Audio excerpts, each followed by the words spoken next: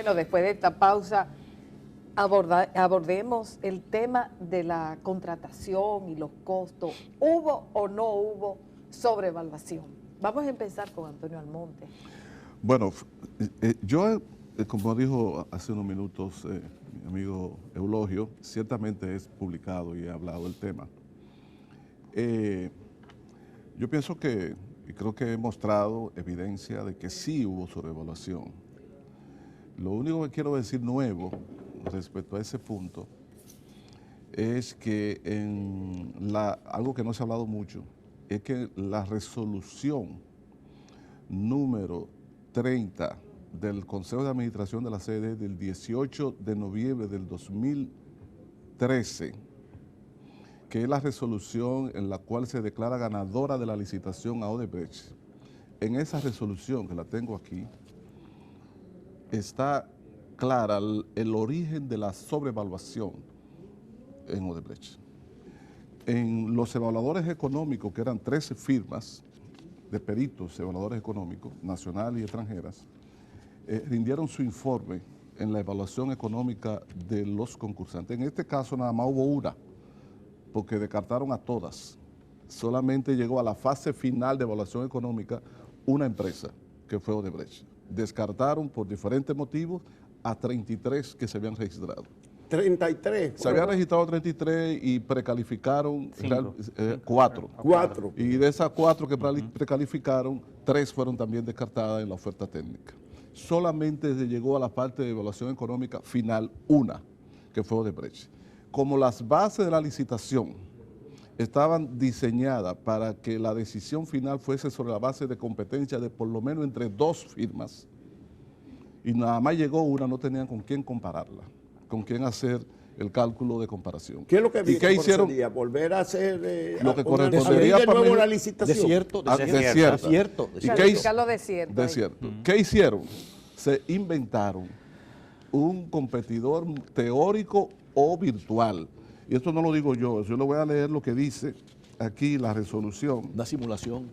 En la resolución 30, el considerando 18º dice, en el informe de uno de los peritos evaluadores, dice, para validar la razonabilidad per se de la oferta económica del participante número 1303, que era Odebrecht, se construyó un competidor teórico o virtual. O sea, eso lo dice. Un competidor. Teórico o virtual. Ese competidor teórico o virtual presentó un precio. Pero, o sea, ellos mismos, que fueron los evaluadores, los que inventaron ese competidor teórico o virtual, presentaron... ¿Y eso tiene algún antecedente en negociaciones conocidas? Aquí no tiene antecedente, y mucho menos un proyecto de ese nivel. Pero mire ¿cuál es el precio que ellos determinaron? Ellos determinaron lo que iba a ser el precio del kilovatio hora nivelado, vamos a decir, igual durante un periodo de tiempo, de acuerdo al monto ofrecido por ese supuesto competidor teórico virtual, y lo situaron en $99.9 por megavatio hora, que significa 9.99 centavos de dólares por megavatio hora. Ese fue el precio que correspondía a la energía que produciría el competidor teórico virtual con su oferta económica. Y dijeron que ese era el más barato. ¿Y usted sabe cuál fue la diferencia entre el precio de Odebrecht y ese del inventado teórico? 0.37 centavos de dólares, es decir, igualito. Es como si ese precio o esa oferta del competidor virtual fuese diseñada por la misma Odebrecht, porque coincidió 100%. Pero una cosa técnica para el televidente. Cuando se hace esto, ya se conoce los términos de la cotización de Odebrecht. Cuando sí, se construye este competidor ya Odebrecht había presentado virtual. Su oferta, había sido evaluada su oferta técnica y había presentado y su habían oferta abierto el sobre de la oferta Eso económica. no te lo puedo decir, se supone que no, pero bueno, se supone que no. Pero coincidió con el precio. Coincidió, 100%.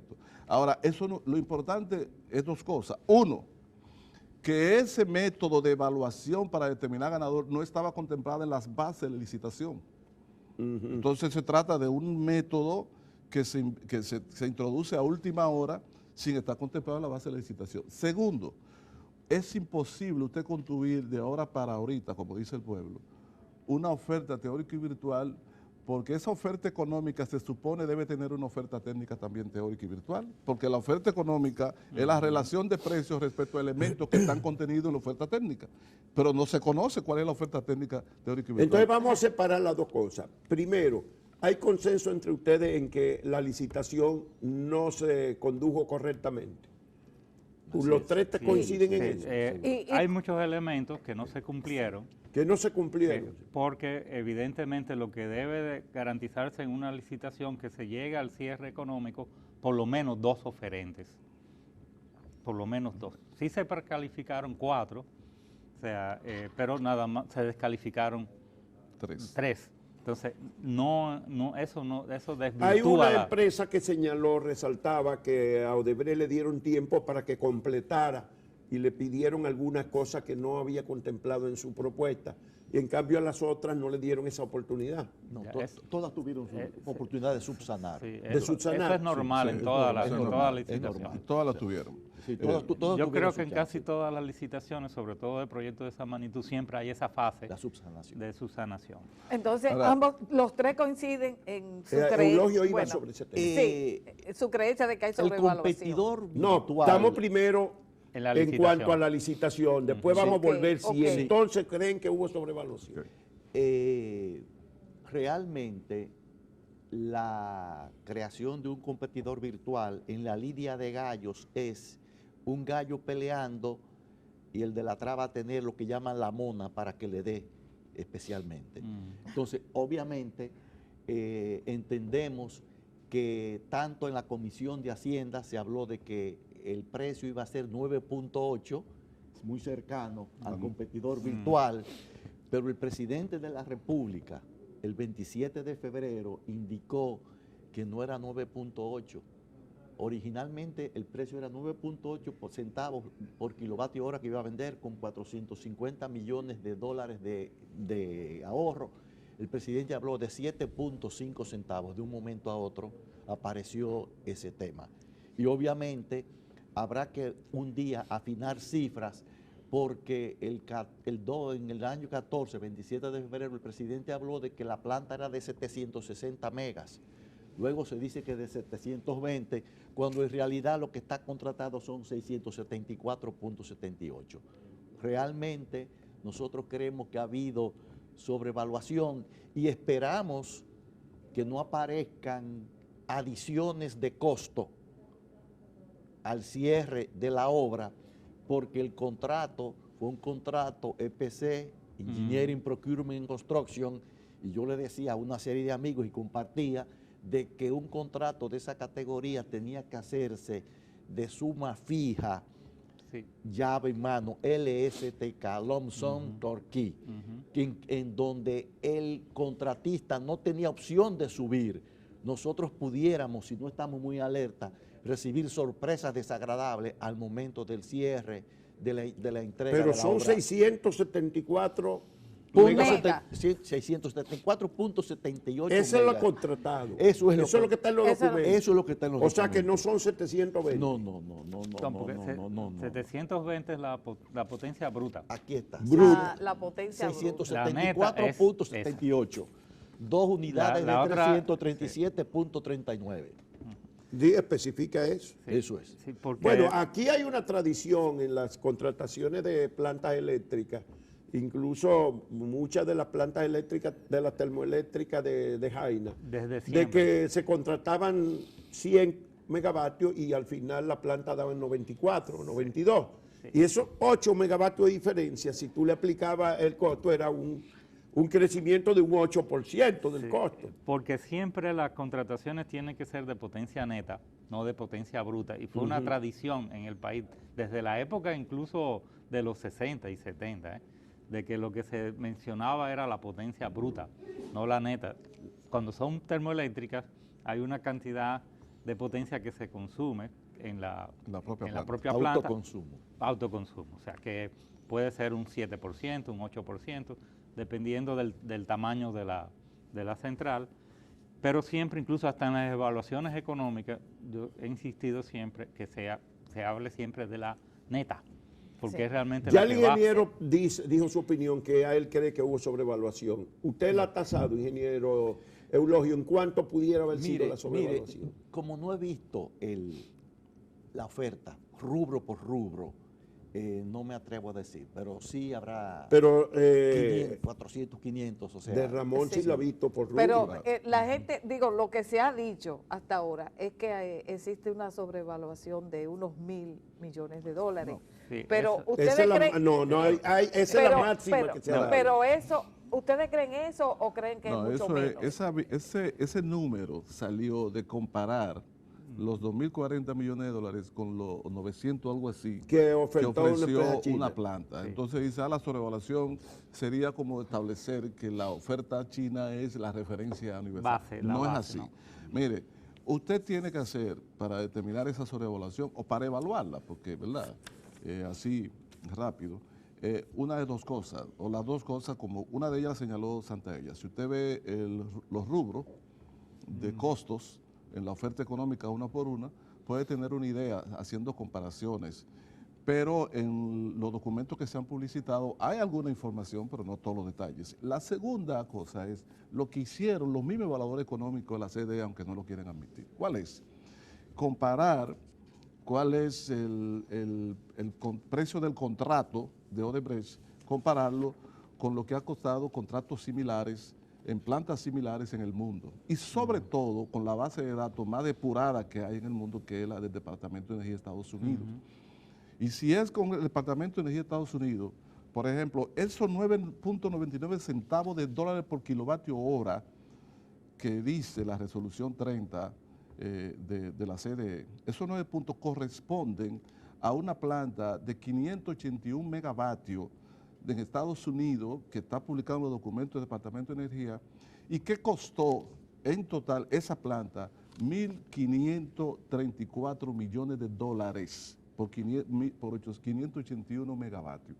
Lo que quiere decir, y yo le voy a decir más, en la ley de presupuesto y gasto público sometido por el Poder Ejecutivo al Congreso en el 2014, en un punto de esa ley se establece que se le apruebe gestiones de crédito para financiamiento de Punta Catalina por una totalidad, por un tope de 1.500 millones de dólares. ¿Por qué el gobierno le pide al Congreso que le apruebe financiamiento, crédito por 1.500 millones de dólares? En el 2014 tenía la asesoría de Starling Consultants y de otros expertos, y le decía que esas plantas eléctricas iban a costar, como dice José Luis, cerca de 1.500 millones de dólares. Después apareció en 2.000 millones de dólares. Bueno, José Luis.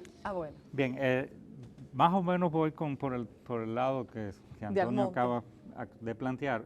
Lo que sí hay que tener en cuenta es que cuando se hacen comparaciones tienen que ser de plantas similares en cuanto a tamaño también, y lo que cuesta de una planta de carbón son todo lo que se le adiciona para mitigar los impactos.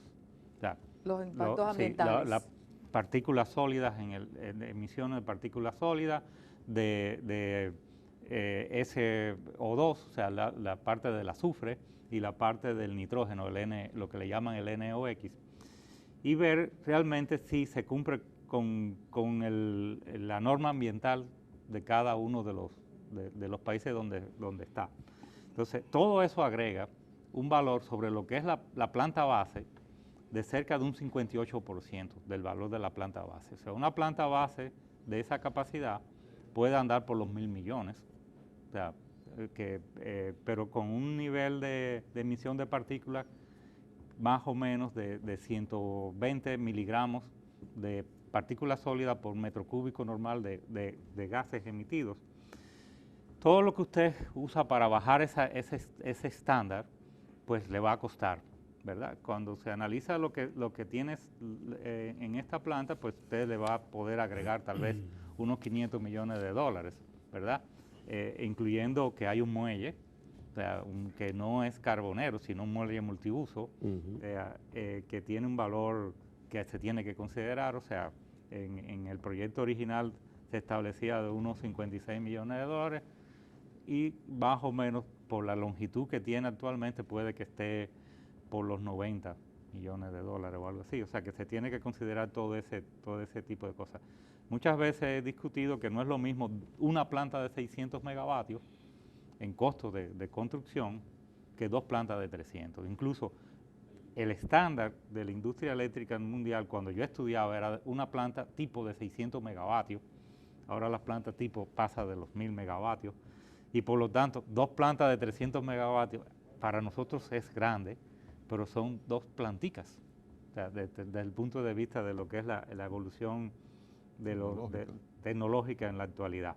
Entonces eso tiene sus factores, pero evidentemente que el valor por kilo de una planta de este tipo anda por los $2.200 por kilo instalado.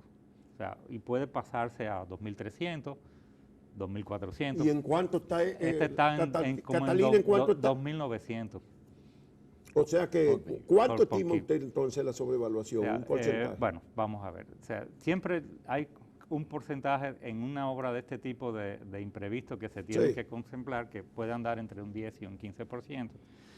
O sea que sería como el costo máximo, 1.500 más un 15%. O sea, ese sería el costo entre máximo. 1.500 y 1.600 millones de dólares. Sí, ¿Antonio está de acuerdo con esa cifra? Sí, yo siempre he considerado, todas las evaluaciones que he hecho, que la sobrevaluación anda entre los 500 y 600 millones de dólares. Sí, y Eulogio Santaella está de acuerdo. Más o menos, sí. Y yo le voy a decir más.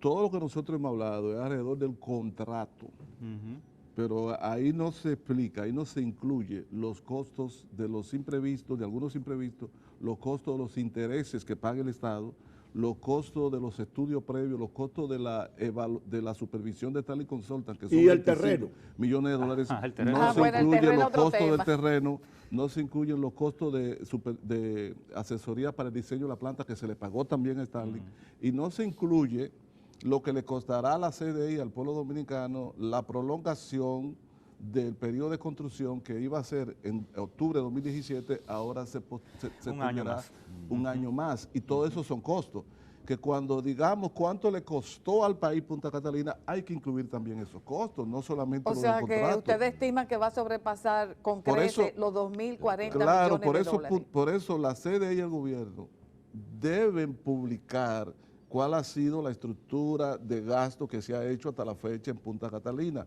porque todo lo que maneja nada más siempre los 1.945 millones de dólares, como que ese es el número único.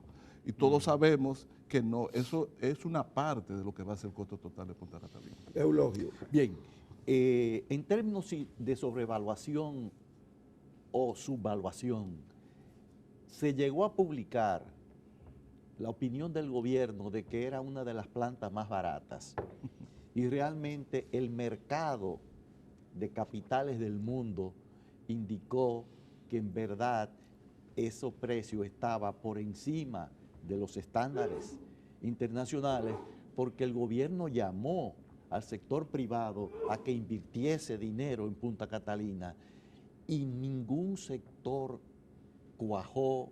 ¿A qué se debió que los empresarios del sector privado no se interesó en invertir? ¿Es que no querían la planta porque iba a perjudicar su negocio? En cualquier parte del mundo, una planta que ya está iniciada, los inversionistas están deseosos de invertir porque se ahorra mucho tiempo en la ejecución y entran a tener flujo positivo en corto plazo. En este momento, nadie hizo una oferta para el participar. gobierno 2 veces anunció, incluso el presidente de la República, que estaban buscando financiamiento privado. La mano invisible de Adam Smith determinó que el mercado internacional entendía que estaba sobrevaluado y que no era válido eso. Y ¿Quién dijo eso? La mano invisible de Adam Smith. De Adam Smith, la teoría económica. La teoría. La teoría económica. Seguro, la mano invisible determinó que había sobrevaluación.